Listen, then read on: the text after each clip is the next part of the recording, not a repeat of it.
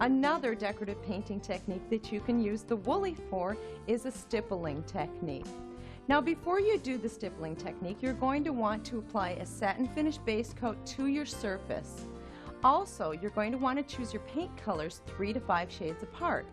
So watch this next portion of the video on how to choose paint colors. When you're using glazes to create your faux finish, you need to have a base coat of a satin finish paint on your wall. In this particular situation, I'm going to choose this as my base coat. So I'm going to roll this color on the wall. From there, we need to choose a contrasting color that we'll mix our glaze out of. Now that color can be either lighter or darker than this. It should be 3 shades either lighter or darker than your base coat color. So in this situation, I'm going to choose 1, 2, 3 shades deeper than my base coat color. And that's the color I'm going to mix my glaze. Now that you know how to choose your paint colors, let's have you watch how to mix your glazes. When you're using glazes to create your faux finish, you have 2 options. You can either buy pre-mixed glazes. Those are glazes that have color in them already. Or if you choose, want to customize a color to create a glaze, then you can do that. How this is done is by purchasing a gallon of faux glazing liquid and combining it with a quart of paint. The ratio is 4 parts glaze to 1 part paint. Put it together and mix it up and you have a glaze. So now we've rolled our base coat of a satin finish paint on the wall, we've chosen our glaze color, we've mixed our glaze. What more is there to do before we actually begin stippling? There's just one more thing. If you're working with a brand new Woolie, you'll want to get rid of any unnecessary lint on it before you begin. That's done with regular masking tape. You're going to take a piece, wrap it around your fingers, leaving the sticky side on the outside. Then take the Woolie and take the masking tape and pull off any unnecessary lint on there. Now remember, you only need to do this once before you begin painting. You'll never need to do this again. So now the Woolie's all ready to go, and for the stippling technique, if you're working on a large surface area, it's best to work with 2 people.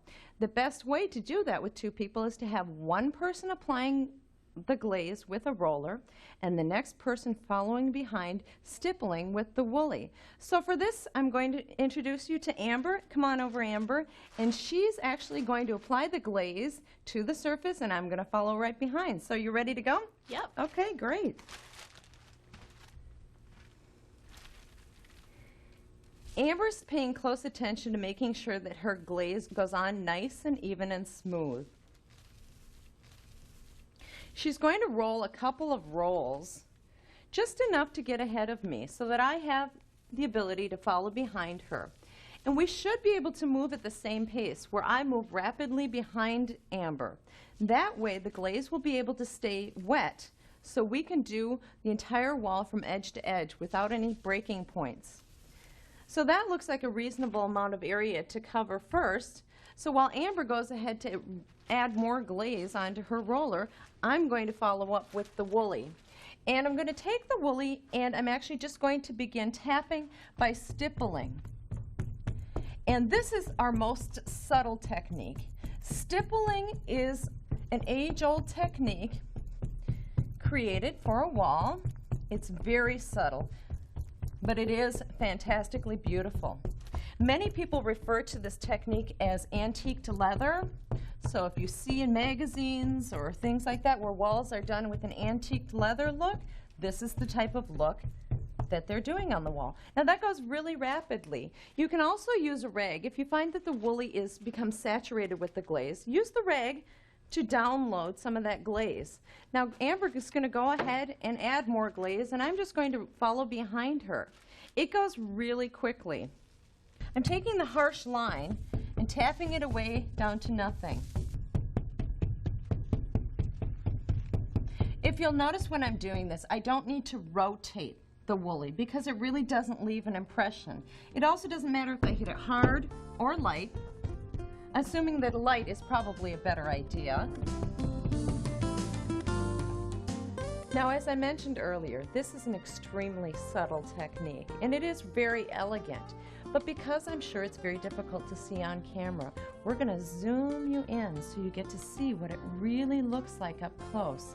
See how the glaze gets broken through the color and you can see the little jabs.